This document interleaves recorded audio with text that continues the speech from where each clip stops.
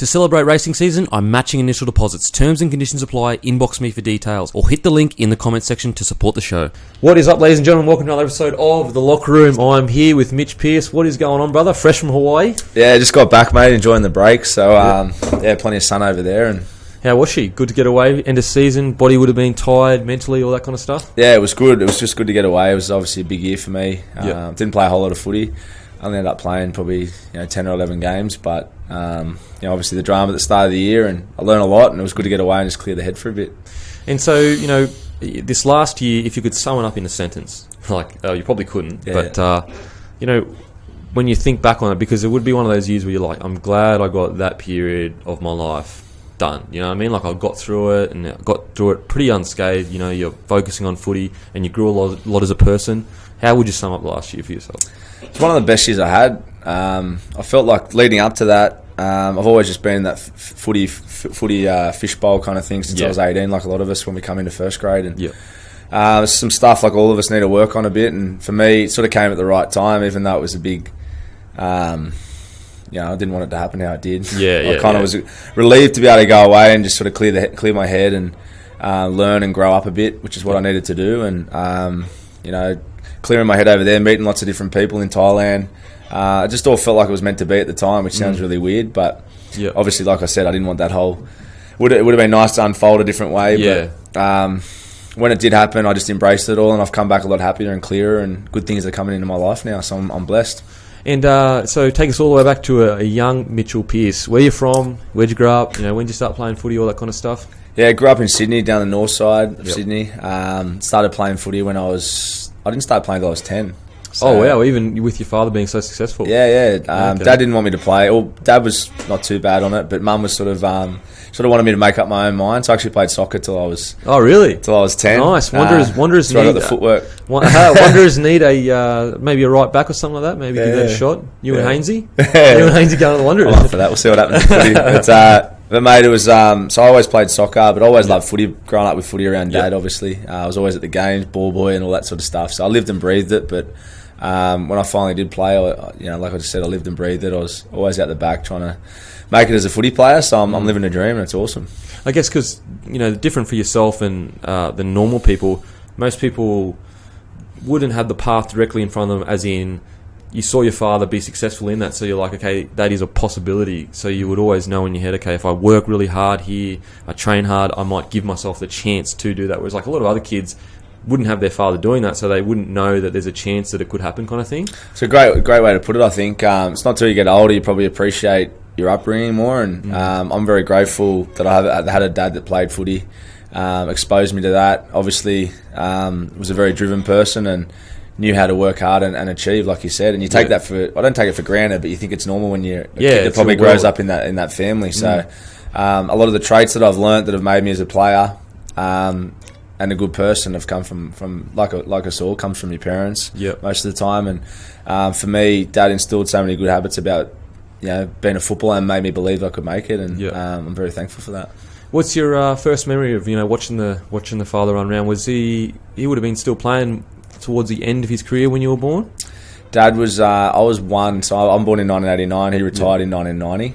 Ah, okay, so you would have been really young then. So I went to the 89 grand final. As a 1-year-old? I think so. I can't remember. Mate, it's obviously in your blood. My memory's not that good. Memory's not that good. Yeah, you were drinking a beer too. Yeah.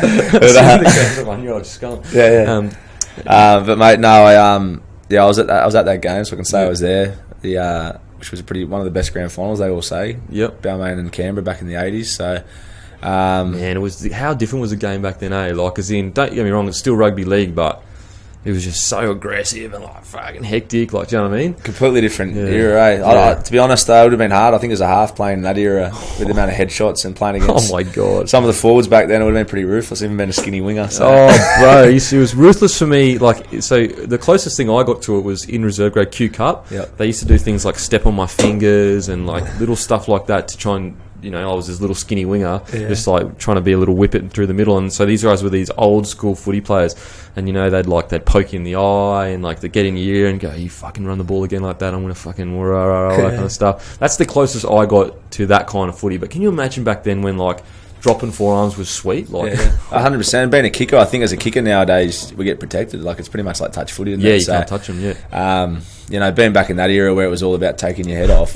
Yeah, you got to respect them. I suppose the games with better athletes these days. I think probably obviously, but you know what I always say to that is okay. So people say, "Oh, better athletes and also," but if you took the same training that we are given and you gave it to those guys, they would be just as good athletically. Yeah, you're right. As you know what I mean, like so evolution. With the diets and weights training and stuff and everything like that. So yes, we have gotten bigger, stronger, faster, but if you gave that same training and that same professionalism to that era, most of those guys, I could be wrong, would, I think a good point there is even when you talk to guys from that era, I think mentally they were probably, it's hard to compare, but they were more old school mentality where I think, we're blessed as footy players these days with money and the lifestyle. Yep. So I think they were working, a lot of them. So a lot of them, when you think about cotton farmers and stuff like that, they were more in that kind of era where they had to work for everything. Yep. So, I'm pretty happy playing in this era. 100%, bro. Imagine and the 5 metre rule. I wouldn't be in much game on that. It would have been pretty tough back then. So imagine,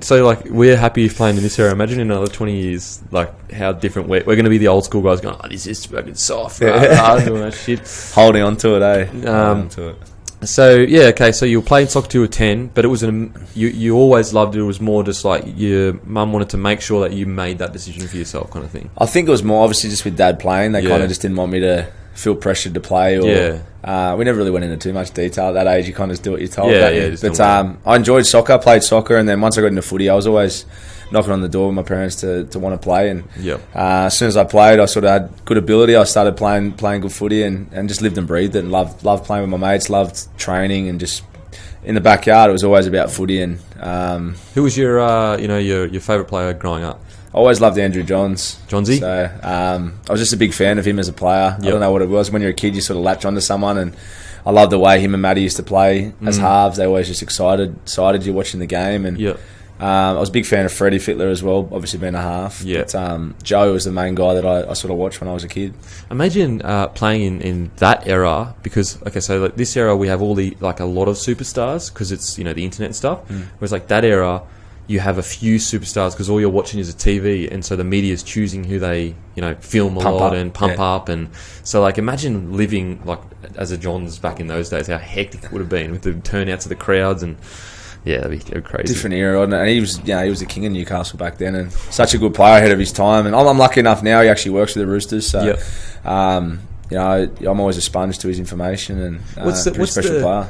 Yeah, what's the working with a guy like Johnsy? What's something that a lot of people wouldn't expect in working with a legend like him? You know what I mean? What's something that you really were like, wow, I didn't expect this, whatever. Just his love for footy. I think one thing, and yourself playing with a lot of great players and playing in professional sport, I think the elite guys that you see, firstly, is just ultra competitive. Yep. I think it's I don't like the term dog eat dog, but it's when it comes to their sport, it's I'm the best, and total competitors. And I think that's the thing that stands out with Joey that I've noticed. And you got to be that good. But I think the love for the game as well. I think it wouldn't matter if it was sport or business. If you love what you do, you got that passion. That's the fundamental more than anything, I reckon. And something I've learnt with Joey since he works with us, I think, and other guys. Freddie when he was our coach.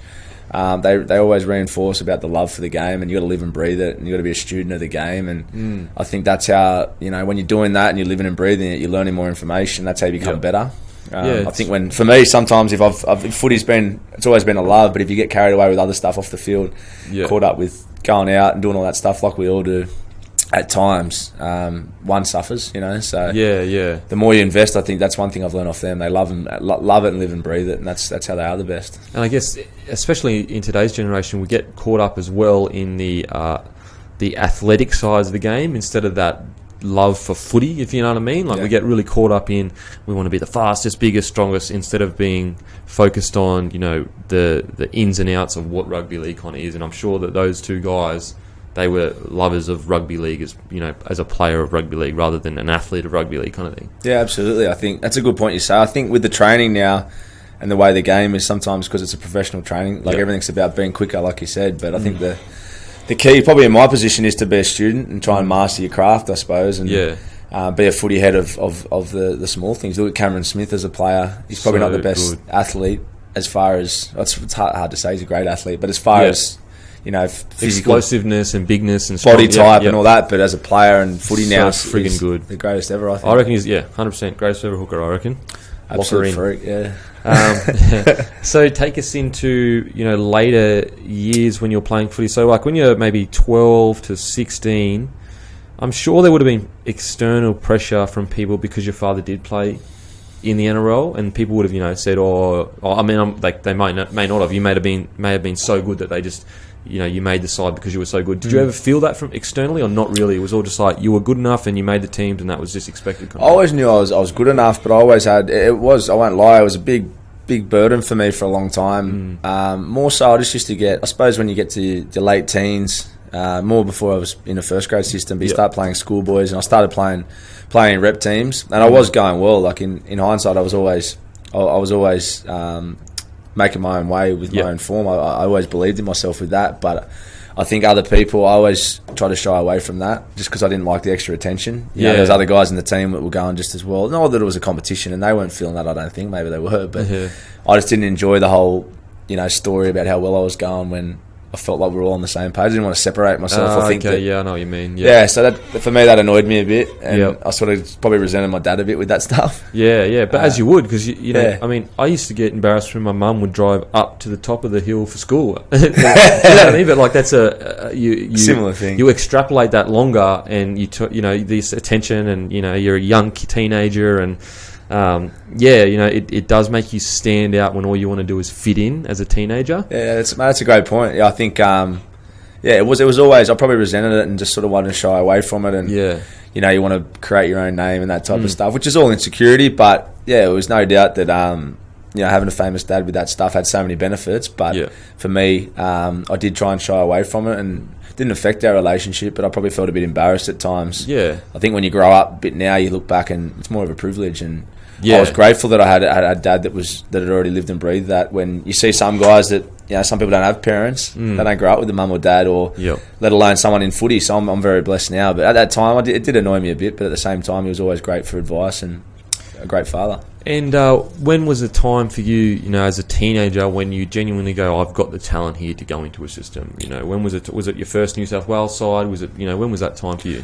Yeah, probably around like 16 or so. I started playing Australian schoolboys and doing all the rep teams and stuff. And that's obviously when the clubs come to sort of address you about getting a contract. And there's a few clubs that sort of showed interest. I captained the Australian schoolboys in my last year of school when I was 17, and sort of started to believe that I could make footy that sort of around that time, or wanted to sort of try and crack into it in the next couple of years. And most people in that Australian side do go on to an NRL squad at minimum the next year. Is that right? Yeah. Well, I'm pretty sure percentage-wise, in high school, if you're in that Australian side, majority of guys go into a squad. I'm pretty sure, but I could be wrong. But I'm pretty sure. But so that's when you were captaining the Australian side, and you're like, this could be a genuine reality for me within the next few years, kind of thing. Yeah, I sort of started to believe that's the path I wanted to go, and the Roosters approached me. I had a few clubs obviously approached, like a lot of the boys, and Ricky Stewart was the coach at the Roosters at the time, and this is when the Roosters were the pinnacle at the time, 2001, 2, 3, 4? This was 2005.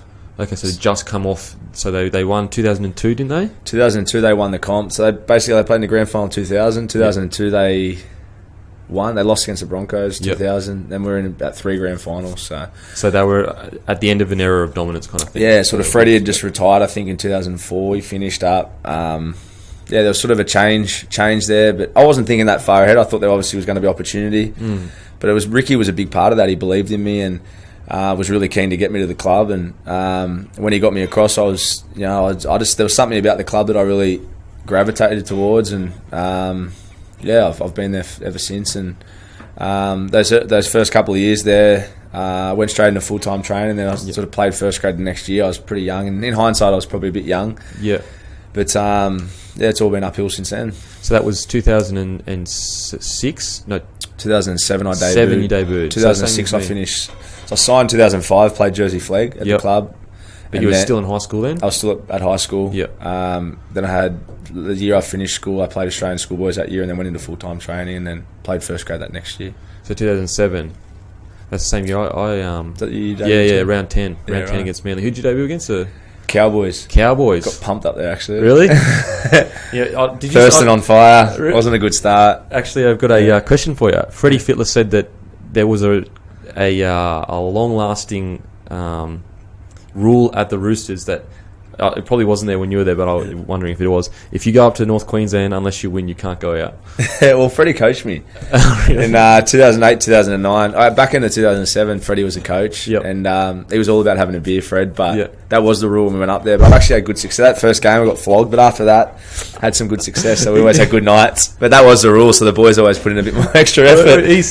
When I had him on the show, he was what's a mad cow or something? Yeah, the mad cow. He said that there was a game where they just got scored against towards the end, and he was behind the line going to all the players, do you want to go to Moosey's or whatever it is? Do you want to go to Moosey's? You better pull your head in, so they could go out after the game. I don't think that's a lie. I don't think he used to talk. It's right up Freddie's alley, that. So. Oh, man, that's good. That's good. No, that was good fun. And so that was good playing up there. So the first year for you, you in hindsight, you felt like you were a bit young, but, you still were playing good footy. The next year, in 2008, you made City Country. Yep. So, your career is progressing at the pace at which it probably should for an Australian captain. You're progressing pretty quickly. 17, you debuted at 18? I played State of Origin that next year. Oh, really? Okay. Yeah, I actually... so 2008, I had a mad year for the Roosters. I had Player of the Year. We recruited that year. 2007, we had a decent side, but we finished the year really well. We just missed the finals. We had a lot of us boys that were younger that came in the first grade. I got a question for you. Yeah. 2008, we played yous, and it was the most physical game I've ever played in my life. In that semis, remember down in ANZ? That's right, it was too. You did too. I think we're up by about 12, and you guys came behind. Was there any reason? You put on a show. Actually. I think you dragged us back. Yeah, I was going to try. I was going to try. But no. But can you remember that game, and did you come out too intentionally bash us? Was that the plan? Because it was hectic. I remember there's a highlight of it, a replay of that game on TV not long ago. I remember watching it. We had guys like, obviously, as you know, we had Marco Mealy there. Nate Miles was there that year. Mason. There was a big pack, and they were in their prime at that time. Well, Ogs were getting a bit older. But I remember just bashed. Yeah, they were physical. So there was I was just hanging out wide. I didn't get caught up in that. Mate, I couldn't remember if we went in with that intention, but obviously playing the Broncos was always a big pack. So. Oh man, that first half, he's just bashed the fuck out, and we were all just looking around like, you let us swear on this show? Yeah, you can do whatever you want. Oh sweet. Oh bro, I've got to turn it up now. Yeah, bro. I fucking. That's honestly the most intense game I've ever been in. I couldn't believe how violent it was. Like, your forward pack was going skits, and then I think Carmichael got shotted, and so then he shoulder charged Braith. Was Braith with his end? Yeah, I think that was early. Was that game? Braith, because I remember Braith had a thing around his head, tape around his head that was fucking looked like an alien. I just swore because he told me I could. So. Yeah, no, bro, you can do whatever you want. I've had some pretty interesting conversations. We had Josh Hoffman on, and he was talking about how he shit himself at training. Oh yeah, I haven't done that. Okay, so piss myself. Bro, some of the stories of some of the boys, just fucking you couldn't say on here. They're too bad. Okay, so that 2008 season, you had a red hot side, but you just didn't make the finals. But you made Origin that year. Talk us through, I guess, being called up for Origin that year. July the 2nd was when you made it. You replaced Peter Wallace. Yeah, I think he was injured or something. Yeah, I think. He was injured. So you replaced him. Yeah, someone got injured. It was so obviously it was my second year. I'd been playing really well for the Roosters, and as you know, when you're playing well, the media get right behind it. Yeah. Especially Sydney, Sydney Roosters. They're a big club in Sydney, kind of thing. Well, Sydney media. They love a young half coming in, as you see. But I was playing really good footy, and I was in a really good team, and I think we're on the top of the ladder. And there's a bit of talk about if someone was out who was in line and that sort of stuff. But I was only 19. I was kind of didn't think it was going to happen, and then played Newcastle up there. It was a really tough game, and I think I ended up scoring a try to win the game and got man of the match, and it was just a pretty dominant sort of performance. And then the team was getting picked the next day. Oh, okay, so perfect time. Yeah, and then I remember people saying that was a good chance, and then obviously I got called up. And what was the phone call like? I couldn't believe it. I think Freddie might have called me. He was our coach, and just to tip me off. Yeah, I was in shock. I was nervous. Yeah. My head was going mad, but I was always excited. And I think at that age too, you don't overthink it as much. Yeah, it's true. Very true. I think now, when you're sort of been around a bit longer, you kind of think more about stuff a bit deeper. But back then, I was just excited to get in there. I had, Mace was in there, Fitzy. Yep. A few of the Roosters boys that were the older guys that sort of obviously I got along with and respected me, so they helped the week. But we ended up losing by a try, and in hindsight, I didn't play too bad. I was pretty happy with how I played. Yep.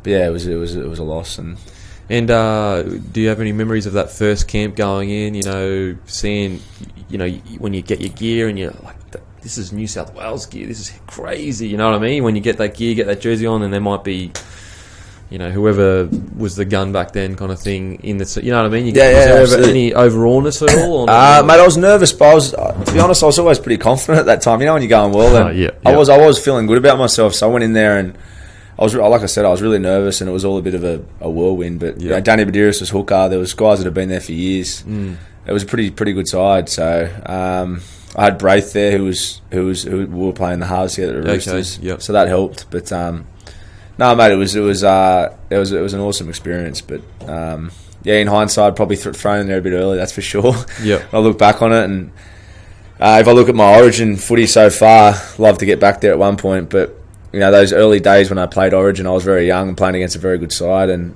as a half, you know, I think it takes a while to develop. And I wish I didn't get thrown in as early with that pressure, because I think when you don't win it brings a lot of scrutiny. That's for sure. And yeah, that's very true. And you're playing one of the greatest side. I believe it's the greatest ever side to be put together as well, especially in 2008, that Queensland side. Yeah, mate, it was a pretty special side, and a lot of those games in the early days, I was happy with some of my games I played. It was just different times. You know, I'd come up with wrong options and that type of stuff, being young, and just I didn't handle it as well at times, and it can bring extra pressure. And I'm the first one to be critical of my game, but that external pressure that you can get from media and different things can become a bit of a burden. So, you know, while the experience was great, I didn't always enjoy it as much because there was so much pressure going in around Origin at that time. I've always been interested, you know, for yourself, watching, like, you get extra media attention, like, especially in those days, like, you would get hammered. Like, like, do you know what I mean? Like, like, I always wanted to ask you, what is that like for you? Do you ever sit there and you're like, man, like, how come so let's say there's another person in my position that does the exact same thing as I do. You get hammered way harder than what they do. Is that like, have you like, come on, like, can I get a break here or what? Yeah, I don't know what it is with myself. I've always been like that polarised sort of person since I've come into first grade, and I can't really pinpoint what that is, whether it's... I honestly don't know. I don't... Because it's not like you're a cruisy dude. Do you know what I mean? Like, so it's not like you're out there saying, yeah, we're going to tear Queensland up, they're a bunch of bums. Like, I don't feel like I've ever put that pressure on myself by being a goose or anything like that. Maybe off the field stuff. I'll take that back for some other stuff. But back at that stage in your career, at that time, I don't know. I've just always been polarised. I don't know what it is. Some players are like that, and for me, at the end of the day, I wouldn't change anything. I would love to win a couple of those games, and you can't have any regrets in life. But like, I would love to, you know, get a win here, win a comp here, do this, blah blah blah. But at the end of the day, it's all shaped me to be a better person now. And I suppose I just embrace that criticism now. I try and embrace that's the position I'm in. That for some reason, sometimes I do get more spotlight for whatever reason, and I just try and embrace it. And if you try and run away from it or be angry about it, well, that's the thing. Because you know, a lot of guys in your position would be like, "Nah, I'm not doing any more media. I'm sick of this. I'm sick of getting smashed." And like, there's a whole, like, so many other people that we could talk about, but I'm getting smashed. And yet you never took that route. You're always respectful with the media. You always did the interviews. Was there ever a time when you were like, I just can't, I'm not going to give any more interviews or anything like that? I think I'm always honest about where I'm at in my life, and you know, times when I've been criticised, like I said, maybe sometimes, like I said, there's more, it seems to be a bit more polarised for whatever reason, but I'm also a realist, and I can understand there's games if I haven't played well, I understand the criticism, and if it's too much or whatever other people think, or if it's fair, whatever, in my eyes, I know I'm honest about where I've been in that game. So a lot of those games, if I've been disappointed, I've been the first to say I was disappointed with how I played, or if I've done the wrong thing, I'm the first to put my hand up. Okay. So for me, you know, I try and be honest about it, and if I feel in myself I'm happy with it, then I feel like comfortable with that. If other people have a different opinion, at the end of the day, you just got to let it be. Yeah, and I guess you would have had to come to that realisation a bit earlier in your career than most players. You know, most players get a few years of kind of grace of like, here's a youngster, let's just kind of go a bit easy here. But you would have had to learn pretty early, okay, I've just got to focus on what I'm doing here and be honest with myself, and everything outside that kind of take care of itself. Okay, so the next year you get selected again, games 2 and 3. That was 2010. I think I missed the year after. I didn't play. Oh, okay. So 2008 and then 2010. Yeah. So yeah, you got game 2 and 3. Yeah. You know, and you're just against this dominant Queensland side. Like, what you know, was that just... That was good that year. That year again, we actually made the grand final that year for the Roosters. Yep. That was probably one of my better seasons in first grade that year. Yep. I got player of the year at the Roosters again that year, and Todd Carney came over to the club. Yep. Toddy won the Dally M that year. We had a lot of good things going on. So that's where you kicked off that Roosters of like 2010 to maybe 2015 or 14, where they were really strong kind of thing. You kind of built that foundation to springboard you into those next few dominant years kind of thing. Yeah, we did. We had a good Sean Kenny Dow, Mitchell Orbison. There was a lot of us that came in at the same time. Yep.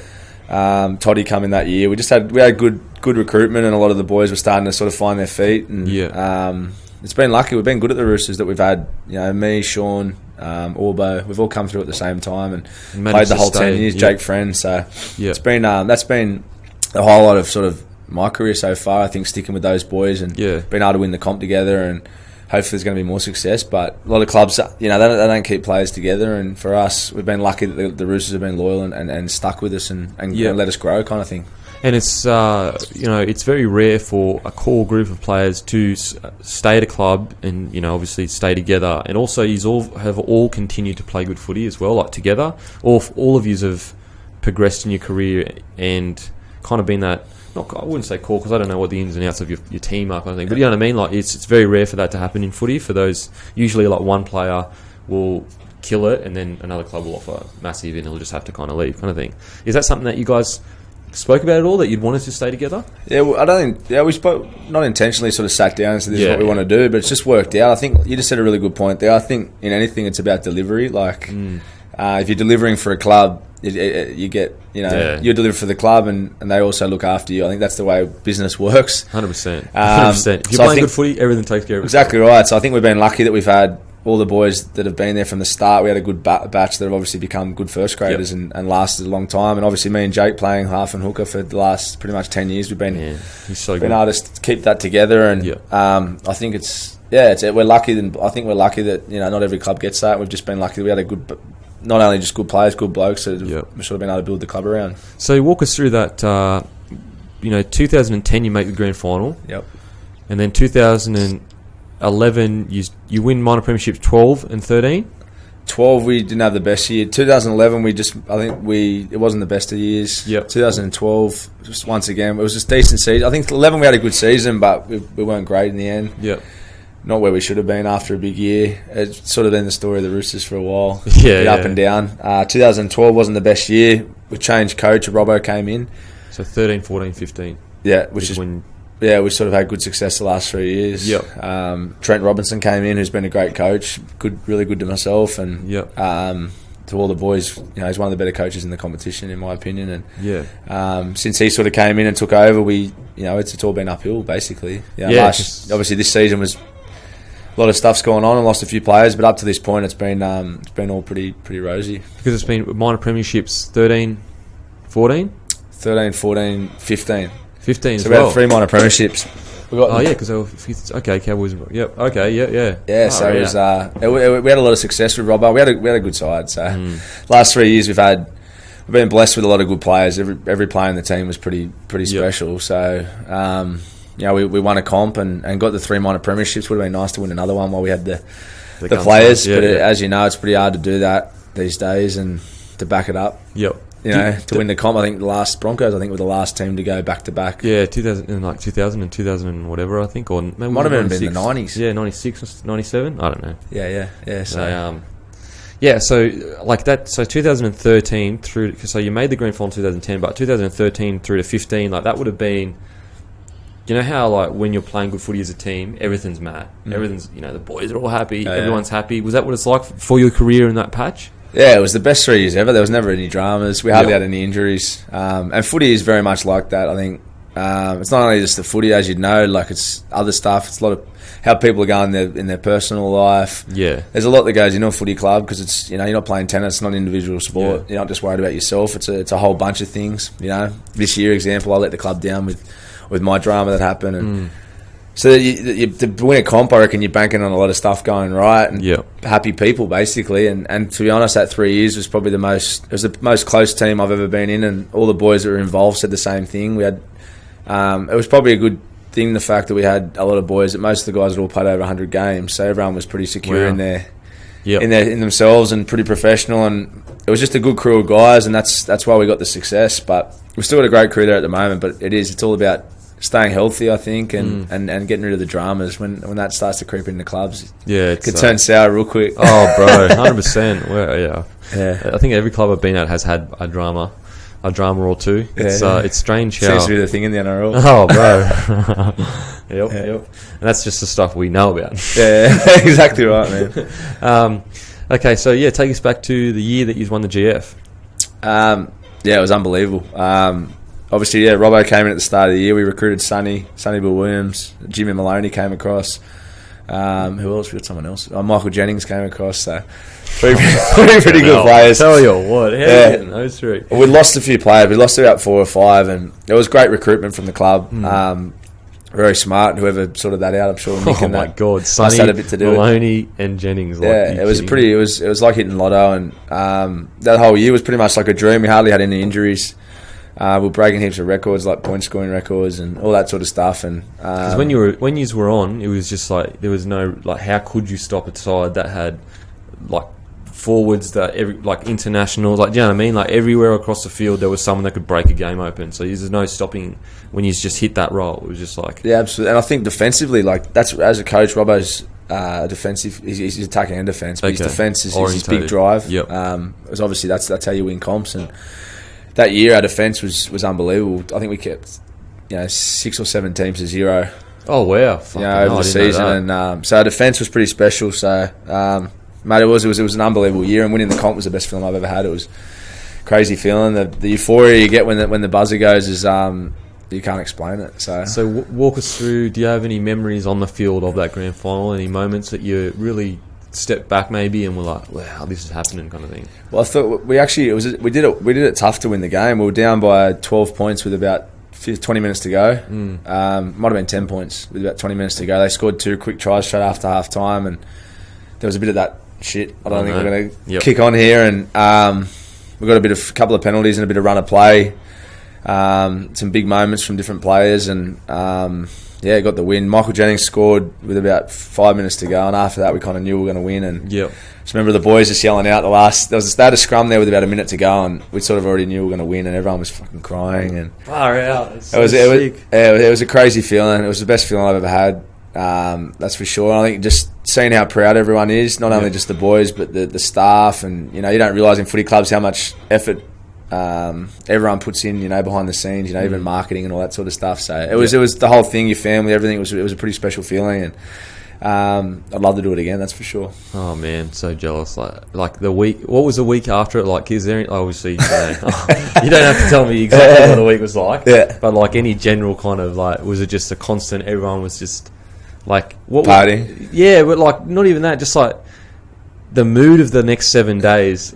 Everyone's just euphoria of happiness. Was it constant, or was it something like first 3 days you were really happy and then everyone went their separate ways, or did you go away together? What was it like? Well, the whole week we had stuff planned, so there's boat cruise or straight after the game. Straight after the game was probably the best feeling. Obviously, you go back to the Leagues Club and you feel like a rock star. You go back there and there's just thousands of people at the club, at the Leagues Club in Bondi, and we went up on a stage, sort of on the roof of the Leagues Club, and looked down, and you feel it's closest to feeling like a DJ at a Tomorrowland festival or something. You know what I mean? It's a pretty special feeling.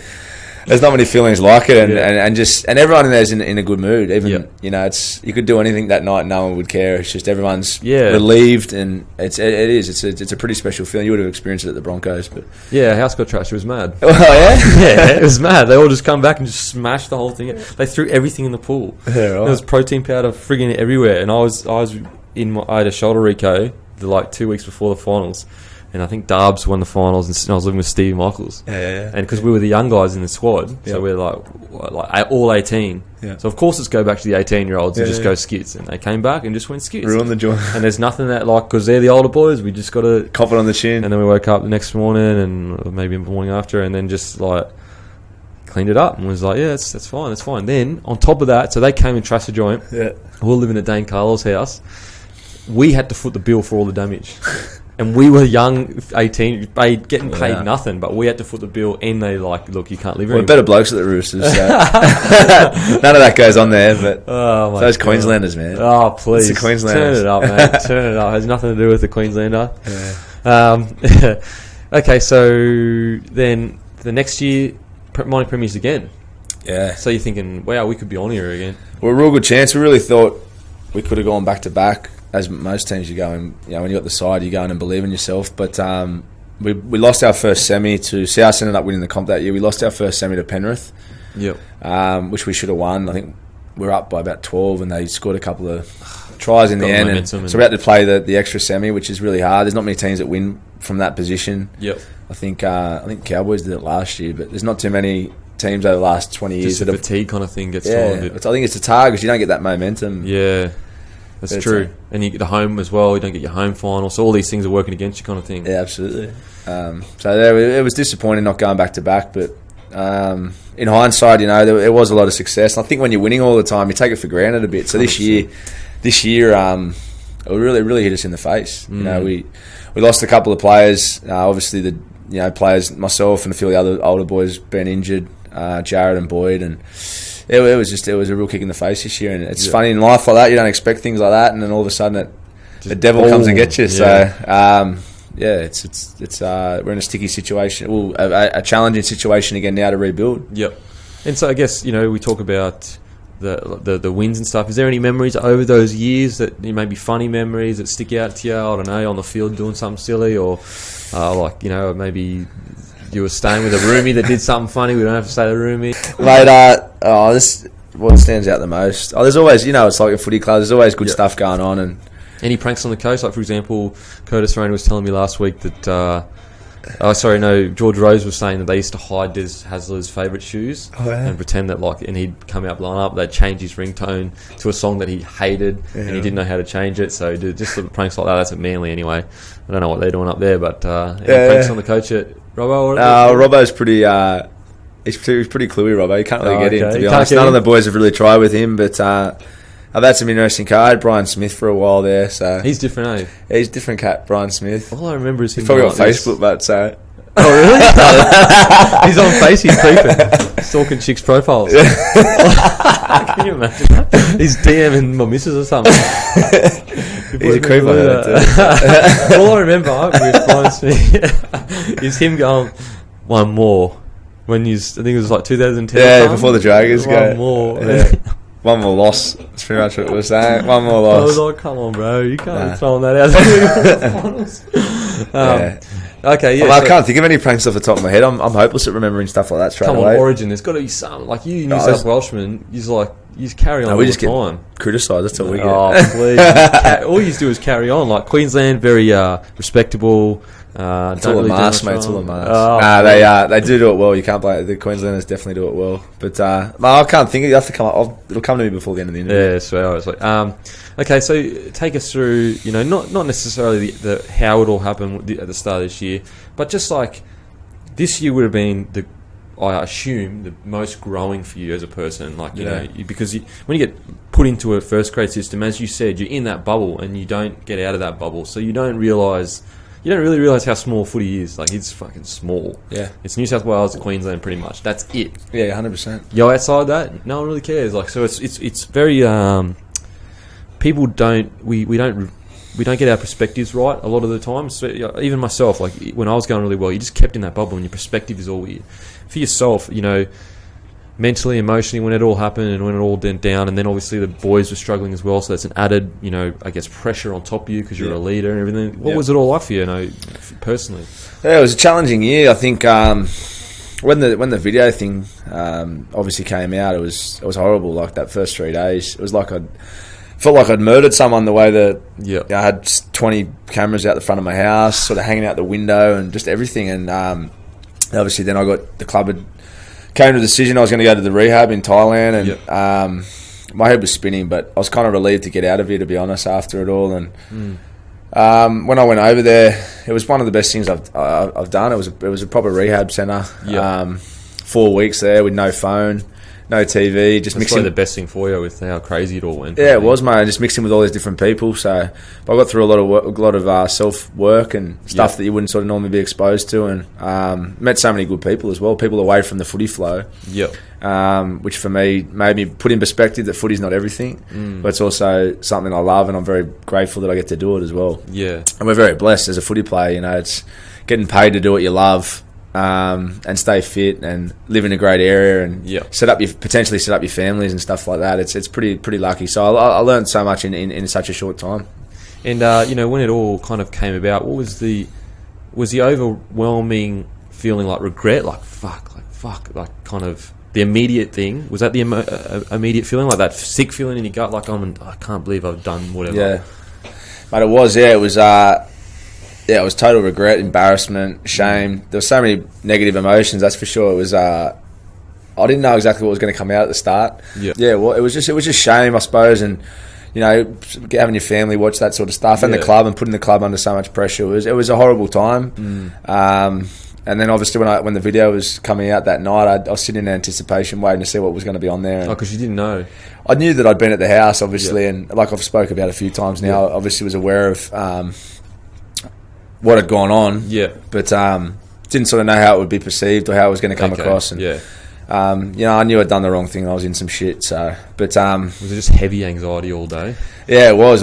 But I also came to a realization that what was done, and I had to cop whatever came my way. But when I was over there, I didn't know what the NRL was going to come up with, or the punishment, all that sort of stuff. So going away there with that sort of mentality of just, living for each day and just meeting different people was it was a different experience, different than how you normally live. But yeah, like I said, the whole thing was pretty a real eye opener, and it's definitely changed my way of seeing the world now for myself. I suppose it's called maturity, growing up and being a bit smarter with decisions and stuff, and not trying to be as erratic. And that's I've definitely noticed change. And so you went away and you took care of any issues that you had, but then you're coming back, and then you had to watch the boys struggle. And I guess that would have been probably just as hard, because you care about that team, the club means so much to you. You were losing matches, kind of thing. Was that just as hard to watch? Because you wanted to be able to help, but you also knew that you would been a part of that struggle, kind of thing, with the boys. Yeah, it was so much. I had a lot of shame. I was really nervous about seeing the boys when I got back. Yeah, because basically after I'd left, I knew that I didn't know. Hadn't sort of spoke to anyone. I'd spoke to the boys, but I hadn't really sort of spoke to the club and detail about. I didn't know what was going on back in Sydney with the whole thing when I was there. I wasn't reading the news or anything like that. So I had a lot of regret, a lot of shame, a lot of stuff going on for a long time, and then that didn't go away till I sort of started to come back. And to be honest, it still doesn't feel comfortable about it. I know I let the season down. We finished second last, and I was a big reason for that. So for me. I've learnt my lesson. I think I came back and played really good footy since I came back. Definitely. But I think, I've got a big year ahead of me in the next couple of years, and I've got, I've got a lot of. I don't think it's about owing it back, but I've got, I've got a big year ahead of me for earning respect back, and really ramming home that you've sort of learnt your lesson. Yeah, no, I know what you mean. It's hard to kind of put into words how you would be feeling, because it's so complicated. Like, it's so big and complicated. It's a club and everything. So when you did come back and you were playing good footy, were you, were things starting to look up for you? Were you like, okay, this is what I need to do. I need to be focused on footy in season, and this is what makes me happy, kind of thing. Yeah, I think I've always. I've always, whenever I put footy first, I know my footy results, stuff takes care of itself. But, I suppose when my life was getting erratic, sometimes there's no doubt over the years, I've got caught up drinking every now and then, and get caught up with that ill balance in your life, I suppose, as a lot of the boys can get caught up with at different times. So I needed to just grow up, and I feel like I got into a good place now of balance in my life. I didn't have a beer for 7 months. When I came back, fully focused on footy and got into a really good place. But playing some really, really good footy. You could even consider near career best. Some games were really, really good stuff. So. It was, I felt like I think with the team, the way the team was going and losing a couple of senior players last year, I took a lot more responsibility this year. And I think playing with young halves, that Connor and Latrell at the back that came in, I definitely took a lot more responsibility. And I'm happy with where I've got in my life at the moment. And I think I've got a good foundation of what works. I think. it's balance for everyone. I think Yeah. any extreme in anything can be too much. Yep. For me, I know that the alcohol, abusing alcohol doesn't help me in any way. Yeah. It's actually, it has a big downfall for me. So, I've got a good balance in my life. I'm happy in my life, and that's the main thing. And I think that's when everything falls into place. Yep. Do you see a lot of similarities in Latrell and Connor that you saw with you boys when yous come through? When you had the older halves and forwards and stuff, and you and Sean and Orbison came through. Do you see a lot of similarities in that core group? Or? Yeah, we've got a real good bunch of boys coming through, and they're all good fellas too. So Connor Watson, I really love playing with him, and he's a top guy. He's explosive, man. He's powerful, explosive, yeah. Powerful and strong. He's going to be a really good player. I think he'll play rep footy. Yeah. Latrell's, he's as gifted as any player that plays the game. He's just got to... It's almost offensive how naturally good he is. He's pretty impressive, isn't he? It offends my ego. It's so unfair. It's bullshit. Like, why is that word ego again? Yeah, that's that word ego, exactly. Like, he's so strong, so fast, mad ball skills, like, just ridiculous. Like, yeah, it's just ridiculous. It's like Greenless. It's like Greenless. He's exactly, yeah. He's in that. As far as natural talent, he's in that top echelon. But we're very lucky that the Roosters have got him, Ryan Madison, who had a big season. We've got really good young players coming through, and it's going to be an exciting next few years. I'm looking forward to it. Do you reckon Connor will stay at 6? Was he at 6? He was at 6. Well, we signed Luke Keary's coming next year. Okay. We signed Luke at the start of the year, so I think he's going to be a big plus for us. Connor's play style is like he's a ball runner. Yeah. I'm assuming here. I could be wrong. You know more than I. But he seems like a flexible player. I think he could easily play fullback as well. Like you said, he's definitely a runner. He's got great speed. He's kicking and passing. He's probably not one of his biggest strengths, but. He'll develop that over the next couple of years. But, he could fit in at fullback. The role he plays, he could play just as well at fullback. Yeah. 5'8", he can play as a hooker. But, he backs himself, and he'd be really keen to keep that 5'8" spot or fullback spot, whatever he wants. He's a starting player, and he's got that self-assurance about him, and it's exciting. We're going to have Kiri there next year. Michael Gordon's coming across from Parramatta. Which will be good. Which will be good for us, bit of experience, so... it's all looking uphill. It's exciting. He kind of reminds me a little bit like, I know Milford is an absolute gun, but at the start of his career, very similar, as in strong, fast, explosive, good footwork, and ball playing needed to be worked on, and he worked on it, and obviously eventually became one of the best sixers in the game. Yeah, I think sometimes the 5'8s, that develop better are runners at the start, and then their passing comes on the back of it because they take the line on. Yeah, so they always get their defence. If you constantly know he's going to pass, you slide off, you don't brace yourself as much as a defender and stuff like that. Yeah, absolutely. Like Kieran Foran was always... I grew up with Kieran. He was always a runner of the ball. Yep. Played a lot of centre, lock type of stuff, and then obviously developed his pass at the back end of it. So I think Connor's that type of role. He's got great instincts. But yeah, I love playing with the guy. He's a champion bloke, and it's exciting. It's exciting when you've got your core group of mates that you've played with for a long time, but when new players come in as well... it's healthy for the club, and it's healthy as it keeps challenging everyone. And when you see, obviously you're close with Foran, like when he was struggling, I guess that you would have just when it comes to empathy, because you know that what it's like to struggle. It was so recent. Was it like fuck? Like, did you call him at all and talk to him and be like, man, like, is all what was that like? Yeah, I was talking. Me and Kieran were talking all the time. I still talk to him most, not every day, but we talk often. And me and Kieran grew up together. Him and his brother, we pretty much lived a street away from each other since we were kids. Fuck. So imagine the mad one-on-one games you'd be having when it comes to like 10-meter cone drills and stuff like that. Yeah, well, they were my best. Each other up. Yeah, me always. Nah, Kieran's a pretty tough boy. You can't knock him down with cement. But, that's probably one of the highlights of my growing up. I grew up with those boys, him and his brother.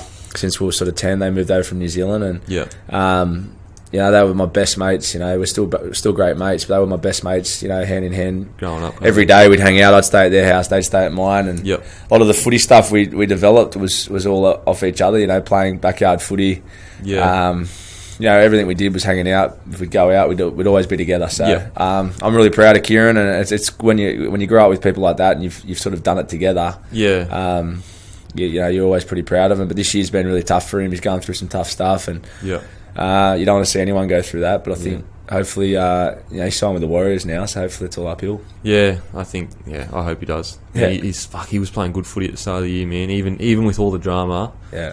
a lot of people don't realise like to get up for a game of footy when you're going through as much as he was going through is pretty tough. You got to be pretty mentally tough to be able to do that kind of thing. He is. He's honestly probably the most mentally tough guy I've seen in footy and stuff. And a lot of people see the way he plays, but he's got a great ability to sort of block out what's going on in his life and just channel it into being a demon on their field. Got mad guns too, big arms. Big arms, doesn't he? Arms. He has got big arms. A bit too much. Like, what are you trying to say, right, bro? Get off the curls. Get off the curls. He's not big on his weight, so I don't know. It might be just genetics. Please, are you kidding me? He's on the curls all day long. It's those ones. Oh, please. He has got big arms. They're massive. He's a thick set. Has he adjusted his jersey? Yeah, I think he wears those Freddie. I swear. Tricep pad things or something. Every other Para Eels jersey is down here, but his one's here. What's doing? You like guys' arms, eh? I said that about you. Oh, please. No, mate, I'm just admiring his form. Admiring his form. Nice. So, yeah, going forward, you're a leader at the club now and you want to take on that role. You've got that young batch coming through. What's the plan for the next 24 months for you? Because you're 27 now? 27 now. So you'll be 29. So you're still, like, this is your 27, they reckon, athletically and everything like that is the peak of an athlete's career, 27. I like hearing that. So it really is. No, they say that. They do say that. I think you definitely become, I think as a player, at the back end of the year when you said I was playing my best, and I feel like I was, I feel you become something, as a half, something becomes, it seems to make more sense. And you learn a lot over your career. I think for me, I don't know, this year when I came back, I don't know if it was because I was clearer, but I feel like I've been thinking about my footy a lot deeper, and I feel like you just become a lot calmer in your presence to the team, and I'm really excited about the next 3 or 4 years for my footy. I think I can go to another level. I'm excited about achieving some goals, and I've got a great club there that we can work as a team. We can really achieve some stuff, I think. And this year was disappointing. I love being on the field, and I hate not being out there. So it certainly gave me a bit more motivation for next year. And I'm off contract next year at the Roosters. This is my last year. I'm sort of talking to them at the moment. So I'd love to be a Rooster for the rest of my life, or for the rest of my career. And 233 games, is it? 233 all up? I think I've played about 220. 223, sorry. 223. Is it 223? 223, bro. Happy with that. Fucking hell. Happy with that, so. And you're 27, so you'll fucking be right up there, bro. Yeah, I've played a lot of I'm talking enough here, but I got first youngest player to play 200 games. So. Oh, really? I'm thankful for just being on the field, mate. I think a lot of players go hit Croker's knees together. I'm gonna take him out. Yeah, he'd be hunting. Get a bomb squad onto him. No, he'd be hunting you. He doesn't miss many games, but I think I've been lucky, mate. I've hardly had any injuries, which you see some of the boys that spend half their careers in rehab, and hopefully it stays like that. You feel that's the hardest thing with footy. You watch guys that some of the stuff they come. You look at Brent Tate. I don't know if you play with him. Bro, he was literally strapped together by the end of his career. Unbelievable, to be able to come back from those injuries and stuff. So I'm pretty lucky that I haven't had too many. We actually had this joke. The movie Bruno. Yeah. He calls me Bruno. I call him Bruno. Every photo he puts up, I write Bruno. And you know how jokes go too far, and you're like, fuck, if everyone's jumping on, dickhead. Yeah. What a dickhead! But I've taken it so far that it's funny again. You just keep. Is he a good fella? He's a fucking legend. Is he? Yeah. Mate, one of the best guys ever, mate. But he's like. He looks angry. Exactly, that's it. He's real serious, so you can stir him up. He's led when I went to the Warriors, fully took me in, took care. Were you there when Jimmy was there? No, I was there before he was there. Okay, I was with there. Played terribly. Because his brother-in-law Steve Price, isn't he? Yeah, Steve Price. Yeah. So Brent Tate, absolute legend, bro. Really nice, really serious and nice, and just stir him up. He's a legend, bro. He's a legend. Did I mention that he's a legend? Is he good, bro? He's all right. Is he all right? Is he a good fella? Favourite worst roomie of all time? Who's the worst roomie of all time? Jimmy Maloney. I love Jimbo, but he just snores all the time, doesn't shut up. Snorer. Yeah, he's big. I hate snoring. It's like I can't stand snoring. Really? As soon as I got it in my head, even if they're not snoring, I'm thinking about them snoring. Oh, really? It's wigs me out massive. So Jimmy was a pretty big snorer, so I used to whack him with the pillow a fair bit. Did you? If I've ever met a chick that was the hottest chick and the best keeper ever, but she snored, I couldn't stay with her. Really? I couldn't stay with her. I just hate something about snoring. So Jimmy, he was a pretty bad snorer, but he's a good bloke, so I put up with it. Far out snoring, eh? I remember when I was younger, my dad was snoring so loud. I went into my mum and was like, "There's a dragon in the house." Like, literally thought there was a dragon in the house. I was obviously 16 years old, and I thought there was a dragon in the house. No, but yeah, snoring. Should write a book about that. Yeah, no, I'll be mad, bro. It's called Lord of the Rings. So yeah, snoring's Pete Hayton, Jimmy Maloney, worst roommate. No, he's a good roommate. That's a big call. I asked snoring. Well, I haven't roomed with too many people, to be honest, because most of the time. You're in the VIP section penthouse. Yeah, I'm the top dog. I'm the top dog. Sweet. Ask fucking. No, well, I've always with halves. You always sort of stay with the same one. I roomed with Toddy for a few years. Yeah, but did you eat together and stuff and like feed each other with food? And yeah, shit? pretty much. Early nights, that type of stuff. Any rom-coms? Porno. And he's paying for it. Jimmy's paying for it. Yeah, he pays for it all the time. He's got all the cash. GF winner now. Yeah. Our favourite rapper of all time, Eminem.